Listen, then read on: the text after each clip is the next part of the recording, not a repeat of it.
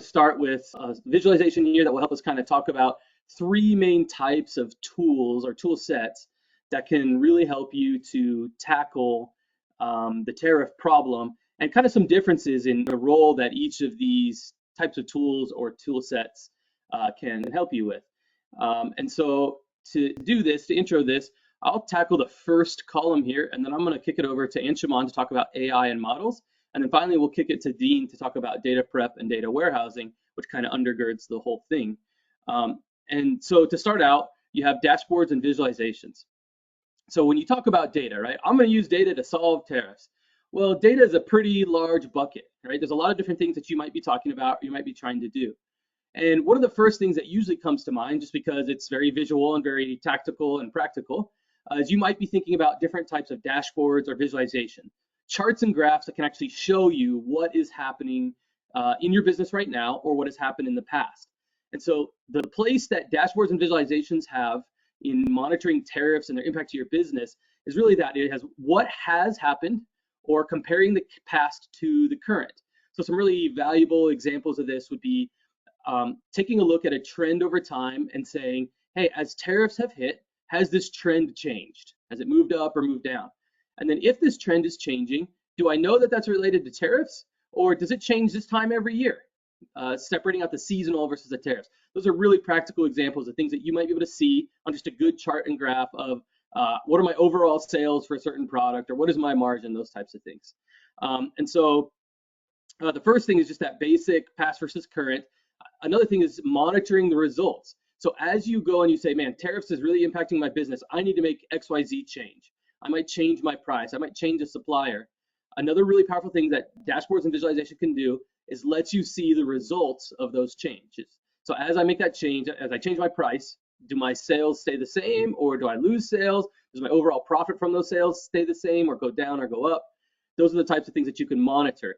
There's all kinds of different tests you can be running in marketing, in inventory, and supply chain. Any of those are tests, and all of them you can set up a KPI or key performance indicator that you want to measure and say, how is this test performing? Is it improving our business, or is it hurting us?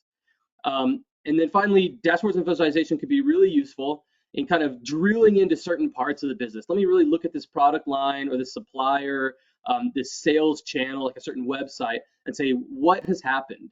What is changing? What is or what did happen on this channel? And as with a lot of the things we'll talk about today, dashboards and visualizations, they require good data. You have to have good data in for a visualization or a dashboard to be good and useful at all. So with that, we're going to move into a demo section here. We're going to show a little bit of an example of A, what it looks like to have that data prepped and ready underneath, and then B, some of the types of reporting that you can do. So this is going to be a little bit in that first silo of dashboarding and monitoring visualization. So again, this will help you say, well, how are tariffs impacting our business in the past or recently, and how does it compare to things that maybe happened a year ago, things like that. This isn't necessarily a demo of like the AI or some of the predictive use cases, which we'll talk about a little bit more as we get into the discussion. So one of the first things that's important and that I'll point out is kind of as Dean covered, you need to have your highest level KPIs, just the most important things to measure. So for example, for this business, this demo business here, you can see a sales trend, right? You can see over time, how have our sales gone? How much have we sold of our products? And then what is the margin? This blue line, it represents, you can see about a 30%, 6% margin. And I am using kind of a past time frame for the sake of the demo here, but really, if you've done the hard work to get a data warehouse ready or to get your data prepped, this should be kind of right up till maybe even yesterday to where you can see. And so, for example, you can put in an annotation and say, this is the date when we started running this specific retail partner promo, kind of in response to tariffs. And so we can see how has sales changed and how has our margin changed since that particular date. And then you could see some of the other key types of things that you kind of want your eye on all the time, whether or not you're monitoring tariffs. And they're also the first step in monitoring tariffs. So things like, where are we selling our products? And obviously, the more that you have kind of international or global sales, the more you're going to be impacted by tariffs. And so being able to represent that visually. What channels are we selling our products through? Things like wholesale, retail, marketplace. And then within those channels, what stores? So maybe you have multiple retail locations or multiple websites, and you want to know which of those are contributing to my sales, contributing to my margin, and over what time frames. What are my top product lines? What are my top selling products? This really is just kind of like that highest level dashboard of the main things you would want to measure. This would be square one.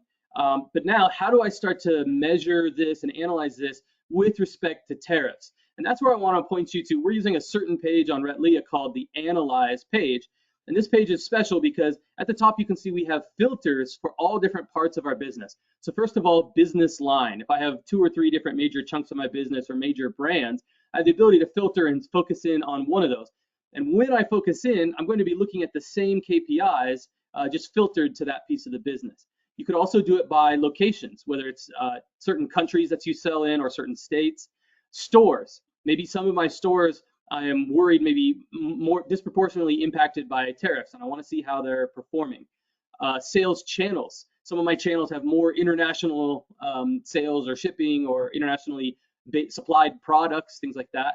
So the ability to drill into certain sales channels. But then I think maybe what's really important, especially when you're thinking about how each product or product line might be impacted by tariffs, is the ability to filter to a certain SKU group or product line. So in this case, I'm going to go and filter this dashboard to a certain product line. I'm going to choose knickknacks here.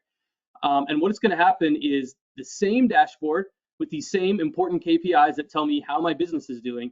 It's going to filter down to that specific product line. And I'm going to look at the same KPIs with the same visualizations in the same way, but only the knickknack product line. And one thing that does right off the bat is it really lowers the mental barrier, the mental gymnastics that your team has to do. If they're used to a certain visualization or a certain KPI looking a certain way, then when you filter it to a certain product line that you are worried may be impacted by tariffs, that may be selling less or have worse margin, then by using the same types of visualizations, the same KPIs, the same charts that your team may already be used to, you lower that mental barrier or that extra work that you have to do. So I really encourage the use of filters or using the exact same visualization whenever you're communicating the exact same fact. So that's one really powerful tip. So in this case, let's say we think knickknacks may have been impacted by tariffs. The power of filtering and starting to analyze, I could say not only my knickknacks, but let me look at my knickknacks, national or international, or let me look at my knickknacks on one website or another website. But in the case of these knickknacks, I can see that, hey, my sales really came up into like February and then started to fall down, and my margin kind of followed with it. So man, what happened in February? Was there maybe a buy up, people getting ahead of inventory before tariffs hit that product, and then now you can see the demand kind of sloping off? Or maybe it was really doing a good job of promoting this product and it was growing, and then we made some pricing or supplier changes that have impacted that growth line that we were starting to see. So that's how you can start to analyze, say, like a certain product line that you are concerned may be impacted, by what's happening with tariffs or what's happening within your business. A second tool, I'm going to switch over to a dashboard that we call the Compare dashboard on Retlia. And what you're going to see with the Compare dashboard is a couple of really powerful tools. Right now, I am comparing different SKU groups within my business. So you can see each of my different SKU groups. On this line, they show up as different colors. And on this chart, they show up as different points on the chart. In this one, they show up as different bars. So I have my major SKU groups like bookcases, chairs, home furnishings, etc. But I can also switch this and I can say, let me compare, for example, maybe different regions.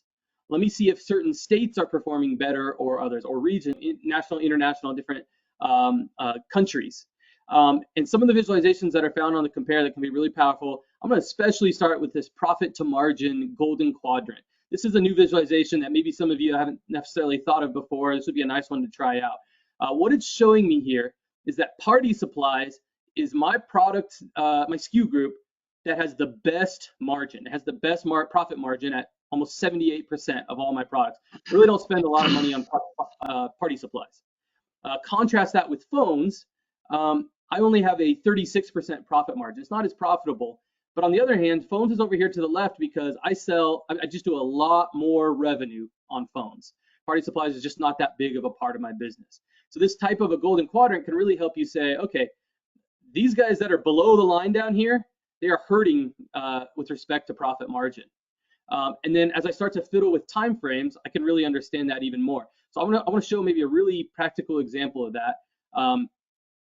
I'm going to go and say, let me look at a specific product line. In fact, I'll even go to a specific SKU group, and I'm going to look at envelopes. Actually, no, you know what I'm going to do?